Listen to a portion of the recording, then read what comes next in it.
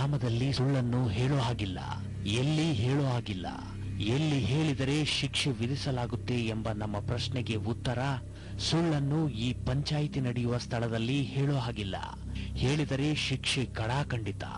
ಇಲ್ಲಿ ಶಿಕ್ಷೆಯನ್ನು ವಿಧಿಸೋದಾದರೂ ಯಾರು ಎಂಬ ಪ್ರಶ್ನೆಗೆ ಉತ್ತರ, ಇಲ್ಲಿನ ಕೃಷ್ಣಗಿರಿಯಪ್ಪನವರಂತೆ. ಇಲ್ಲಿನ ಕೃಷ್ಣಗಿರಿಯಪ್ಪನವರು ಕೇವಲ ಶಿಕ್ಷೆಯನ್ನು ಮಾತ್ರ ನೀಡದೆ ಕಷ್ಟವೆಂದು ಬರುವ ಜನರ ಸಹಾಯಕ್ಕೆ ನಿಲ್ಲುತ್ತಾರಂತೆ. ಕೃಷ್ಣಗಿರಿಯಪ್ಪನವರಲ್ಲಿ ವಿಶೇಷವಾದಂತಹ ಶಕ್ತಿ ಇದೆಯಂತೆ, ವಿಸ್ಮಯಕಾರಿ ಶಕ್ತಿ ಇದೆಯಂತೆ. ಅಂತಹ ಶಕ್ತಿಯಿಂದ ಅವರು ಈಗಾಗಲೇ ಬಹಳಷ್ಟು ಸಮಸ್ಯೆಗಳನ್ನು ಬಗೆಹರಿಸಿದ್ದಾರಂತೆ. ಇವರ ಹೆಸರು ಜಯಮ್ಮ ಅಂತ. ಇವರ ಜೀವನದಲ್ಲಿ ನಡೆದಂತಹ ಸಂಗತಿಗಳು ಎಂತವರಲ್ಲೂ ನೋವನ್ನು ಮೂಡಿಸುತ್ತವೆ, ಅಚ್ಚರಿ ಉಂಟು ಮಾಡುತ್ತವೆ. ಮದುವೆಯಾದ ನಂತರ ಗಂಡನ ಮನೆ ಸೇರಿದ ಇವರ ಜೀವನ ಸುಗಮವಾಗಿ ಸಾಗಿತು, ನೆಮ್ಮದಿಯಿಂದ ಕೂಡಿತ್ತು. ಆದರೆ ಅಂತಹ ನೆಮ್ಮದಿ ಮೊದಲ ಬಾರಿಗೆ ಕಳೆದುಕೊಂಡಿದ್ದು ಇವರಿಗೆ ಹುಟ್ಟಿದ ಮಗು ಒಂದೆರಡೇ ದಿನಕ್ಕೆ ಸಾವನ್ನಪ್ಪಿದ್ದು. ಮತ್ತೆ ಇವರಲ್ಲಿ ನೆಮ್ಮದಿ ಕಂಡಿದ್ದು ಮತ್ತೆ ಗರ್ಭವತಿಯಾದ ನಂತರವೇ. ಹೆರಿಗೆಯ ಸಮಯ ಬಂದಿತು, ಹೆರಿಗೆಯೂ ಆಯಿತು. ಮುದ್ದಾದ ಮಗುವಿಗೆ ಜನ್ಮ ನೀಡಿದರು ಜಯಮ್ಮ. ಆದರೆ ಒಂದೆರಡು ದಿನಕ್ಕೆ ಆ ಮಗುವು ಸಾವನ್ನಪ್ಪಿತು.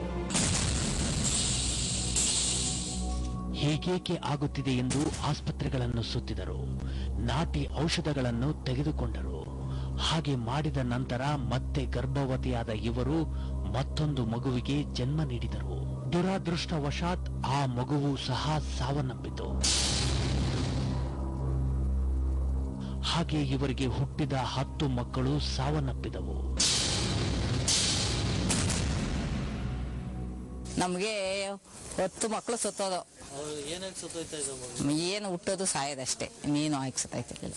ಸುಮ್ಮನೆ ಹುಟ್ಟೋದು, 1-2 ದಿವಸ ಮುಟ್ಸಿರೋದು, ಸತ್ತಾಗೋದು.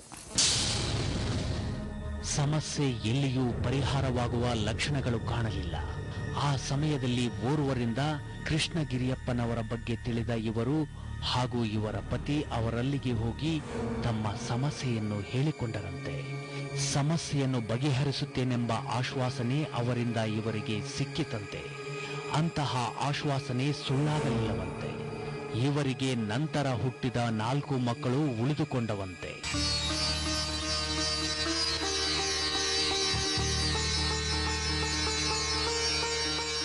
ಕೃಷ್ಣಗಿರಿಯಪ್ಪ ನೆಂಬುದ ಮೇಲೆ ನಮ್ಗೆ ಎಲ್ಲಾ ಸೌಭಾಗ್ಯನೂ ಒಳ್ಳೇದಾಯ್ತು.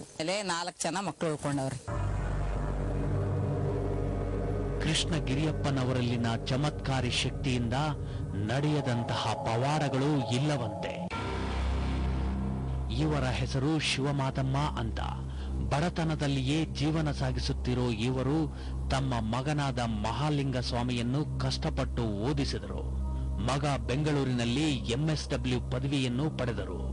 ಎಲ್ಲಿಯೂ ಕೆಲಸ ಸಿಗದೆ ಕಷ್ಟಪಡುವಂತಹ ಸ್ಥಿತಿ ಎದುರಾಯಿತು. ಅಂತಹ ಸ್ಥಿತಿಯಲ್ಲಿ ಇವರು ನೇರವಾಗಿ ಹೋಗಿದ್ದು ಕೃಷ್ಣಗಿರಿಯಪ್ಪನವರ ಬಳಿಗೆ. ಅಲ್ಲಿ ತಮ್ಮ ಕಷ್ಟವನ್ನು ಹೇಳಿಕೊಂಡರು. ಹಾಗೆ ಹೇಳಿಕೊಂಡ ಕೆಲವೇ ದಿನಗಳಲ್ಲಿ ಒಂದು ಸಿಹಿ ಸುದ್ದಿ ಇವರಿಗೆ ಸಿಕ್ಕಿತು. ಆ ಸಿಹಿ ಸುದ್ದಿಯೇ ಮಗ KS ಪರೀಕ್ಷೆಯಲ್ಲಿ ಉತ್ತಮವಾದಂತಹ ಅಂಕಗಳನ್ನು ಗಳಿಸಿದ್ದು. ಇನ್ನು ಕೆಲವೇ ದಿನಗಳಲ್ಲಿ ಸರಕಾರಿ ನೌಕರಿ ಸಿಗುತ್ತೆ ಎಂಬುವುದು. ನನ್ನ ಮಗ MSW ಮಾಡವನೆ, ಇವಾಗ KSL ಪಾಸ್ ಆದ. ಅಷ್ಟೊಂದು ದುಡ್ಡು ಕೊಟ್ಟು ನಾವು ಮಾಡೋಕ್ಕಾಗಲ್ತು, ಕೆಲಸ ತಗೊಳಕ್ಕಾಗಲ್ತು ಅಂತ.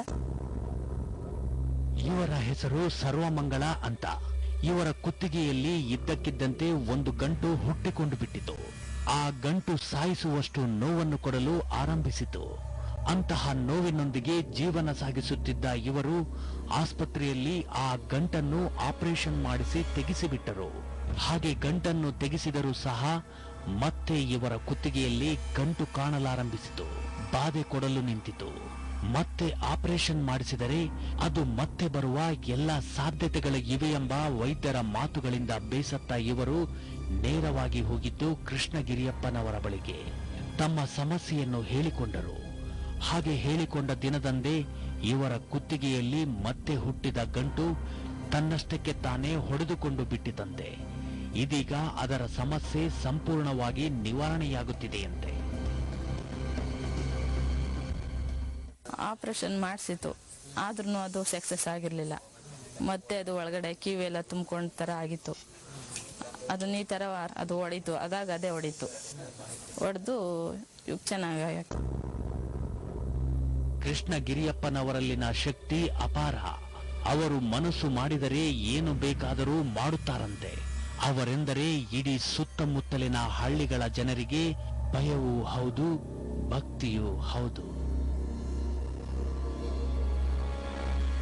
ಇಲ್ಲಿನ ಕೃಷ್ಣ ಗಿರಿಯಪ್ಪನವರಾದ್ರೂ ಯಾರು ತಿಳಿಯೋಣ ಒಂದು ಸಣ್ಣ ಬ್ರೇಕ್ ನಂತರ. Loveland Jewelers wishes their customers a Merry Christmas and a prosperous New Year. A wide range of exquisite antique, bridal and diamond jewelry